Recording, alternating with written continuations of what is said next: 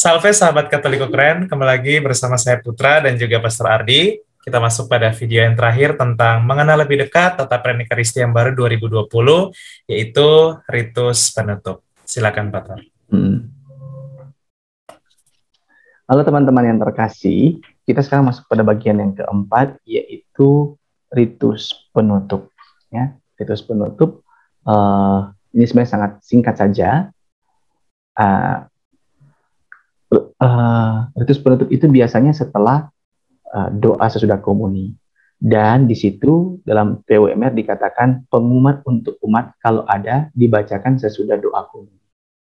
Saya ingat sekali Pastor Stanley Ponda selaku Ketua Komisi Liturgi mengatakan kalau ada doa-doa lain, ya, contohnya doa-doa devosional atau apa, itu sebaiknya dilakukan setelah doa sesudah komuni.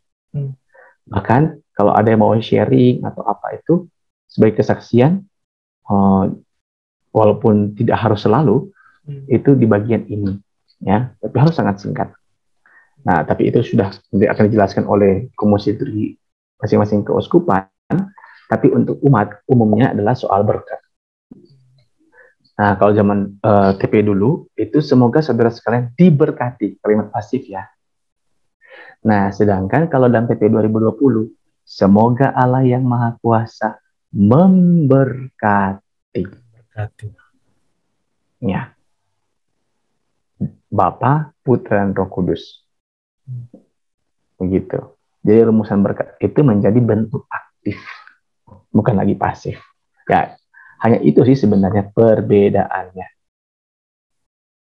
Nah, perutusan. Nah, ini ada sedikit perbedaan. Banyak malah. Dalam TP 2005 tersedia dua rumusan pengutusan atau pola lagu untuk pengutusan terhadap dalam lampiran. Rumusan pertama, saudara sekalian, peran Ekaristi sudah selesai, syukur kepada Allah. Malah pergi, kita diutus. Amin. Sedangkan TP 2020 tersedia 4 rumusan pengutusan dan masing-masing dilengkapi dengan pola lagu yang baru bagi imam maupun umat. Rumusan pertama, saudara-saudari, pergilah, misa sudah selesai. Syukur kepada Allah. Sudah, tidak lagi malah bagi kita diutus, tidak ada. Hanya itu. Itu terjemahan dari Ite Missa Est Deo Gratias. Sebenarnya kalau ini sudah selesai. Nggak usah tunggu-tunggu lagi, marilah pergi, nggak ada jawaban cukup. Deo Gratias. Gitu. TP perarakan keluar, ya ini bisa diiringi dengan nyanyian atau musik instrumental kurang lebih sama ya, tidak ada perbedaan. Imam dan pelayan menghormati altar. Kata menghormati ini bisa membungkuk, bisa berlutut, tergantung keadaan di panti imam masing-masing. Dari praktik yang saya tahu, sebagian besar panti imam di Indonesia itu ada tabernakel yang berisi tubuh Kristus, maka sebaiknya yang berlutut ya. Kalau Ekaris langsung disambung dengan kegiatan liturgis lain, ritus pengutusan dihilangkan. Oh, ini berkat ada di TPI 2020 ada banyak-banyak rumusan doa atas umat dan seterusnya dan seterusnya. Oke.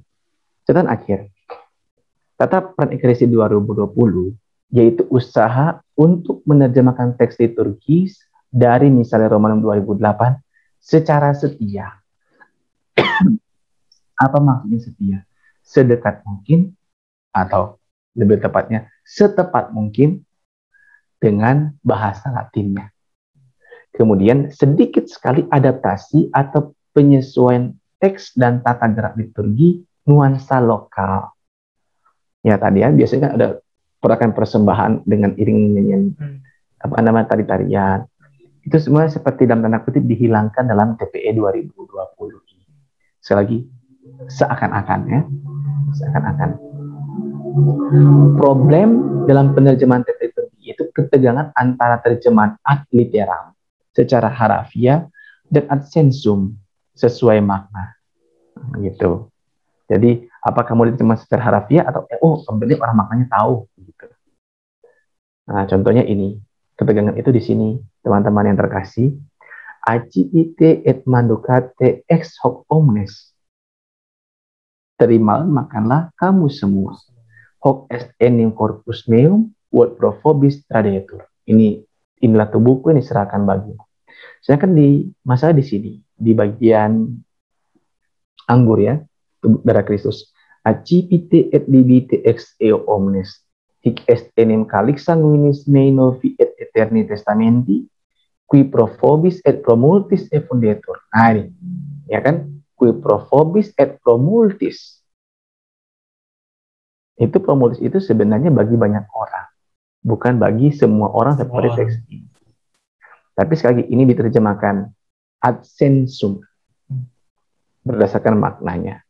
Hoc facite in meam commemoratione. Lakukanlah ini untuk mengenang kata. Kata-kata ex eo omnes secara harafiah dan kamu semua.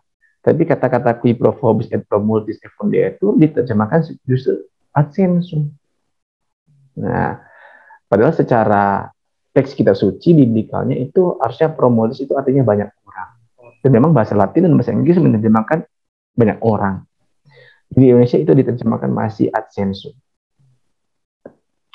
Saya kutip kata-kata dari Monsinyur, bukan Monsinyur ya, yang mulia Ignatius Kardinal Suharyo.